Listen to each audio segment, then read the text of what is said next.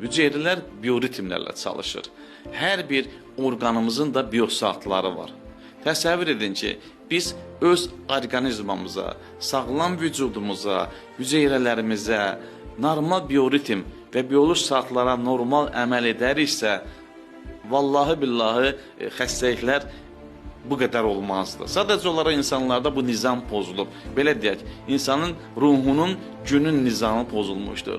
İnsan erkən yuxudan oyanmağı hələ fərqinə varmır. Məsələn, 11-də yuxudan duran övladımızın həmin gün bioloji ritmi pozuldu, bioloji saatların vaxtı pozuldu.